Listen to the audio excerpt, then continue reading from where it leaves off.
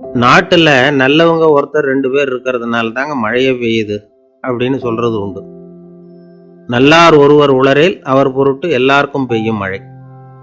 சில சமயம் ரொம்ப பேர் திடீர்னு நல்லவங்களா ஆயிடுவாங்க போல இருக்கு. அதனால தான் விடாம பேய் மழையா கொட்டி தீர்த்துடுது. எல்லாரும் நல்லவங்களாயிட்டா உலகமே தாங்காது போல இருக்க. அப்பப்ப ஒருத்தர் 2 பேர் நல்லவங்களாகணும். அப்பதான் சீரா மழை பெய்யும். மாசத்துக்கு 3 பேர் நல்லவங்களானா மாதம் மும்மாரி பொழியும். இதெல்லாம் வேடிக்கை பேச்சு. இப்போ இதெல்லாம் ஒரு பக்கம் இருக்கட்டும். இப்போ விஷயத்துக்கு வருவோம். ஒரு கும்பல்ல நல்லவன் யாரு அப்படிங்கிறத எப்படி கண்டுபிடிக்கிறது? இதுக்கு ஒரு வேடிக்கை கதை உண்டு. என்னுடைய நண்பர் ஒருத்தருக்கு அவங்க பாட்டியம்மா சொன்ன கதையா அது. அது என்ன கதைன்னா, ஒரு ஊர்ல ஒரு சமயம் பலமான மழை பெய்ய ஆரம்பிச்சுட்டு தான். இடி மின்னல் ரொம்ப கடுமையா இருந்திருக்குது. ஆரம்பிச்ச மழை வர வர கடுமையா ஆகிட்டு இருக்குதே தவிர நிக்கிற பாடா தெரியல. ஊர் ஜனங்கள்லாம் பார்த்தாங்க. இதுக்கு மேலேயும் வீட்டு உள்ள இருந்தா ஆபத்துங்கிறத புரிஞ்சுக்கிட்டாங்க. ஏன்னா வீடெல்லாம் இடிஞ்சி விழுந்துருமோங்கிற பயம்.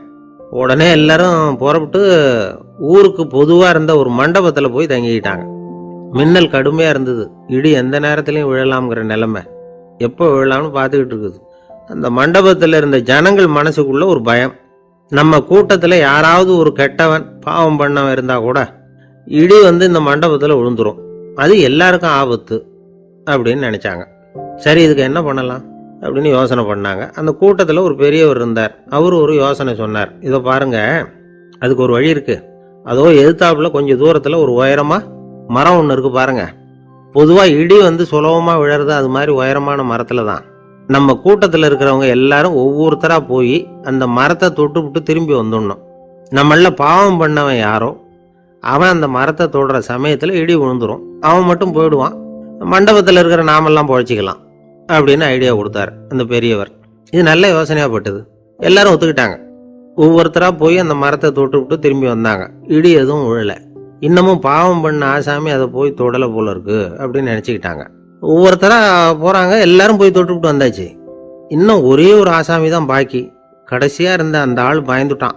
இது வரைக்கும் இடி விழலைன்னா இப்ப என்ன அர்த்தம்? இப்ப நாம தான் பாக்கி, நாம தான் தப்பு பண்ண ஆள் போல இருக்கு அப்படின்னு நினைச்சுட்டான். அதனால துணிச்சலா போய் தொடறதுக்கு பயந்தான்.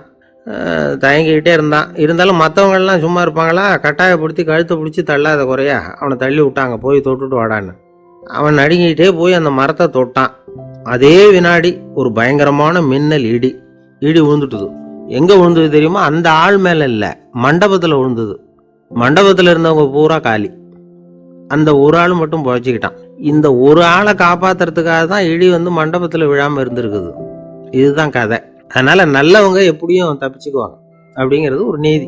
ஒருத்தன் அப்படிதான் தெருவில் நடந்து போய்கிட்டு இருந்தான். ரொம்ப நல்லவன். எதிரில் ஒருத்தன் சைக்கிள்ல வந்துகிட்டு இருந்தான். அதுல மோதி இவன் கீழே விழுந்துட்டான். சைக்கிள்காரன் உடனே இறங்கி இவனை தூக்கி விட்டான். இவன் எழுந்திரிச்சு அவனை முறைச்சி பார்த்தான். அப்படி பார்க்காதீங்க சார், நீங்க ரொம்ப புண்ணியம் பண்ணியிருக்கீங்க. அதுதான் இப்போ சைக்கிள்ல மோதிக்கிட்டீங்க அப்படின்றான். என்ன அப்படி சொல்றேன் நானா? இவன் 10 நிமிஷத்துக்கு முன்னாடி நான் லாரி ஓட்டிட்டு வந்தேன். அப்போ நீங்க எதிரில் வந்திருந்தீங்கன்னா என்ன ஆயிருக்கும் அப்படின்னானா அவன்.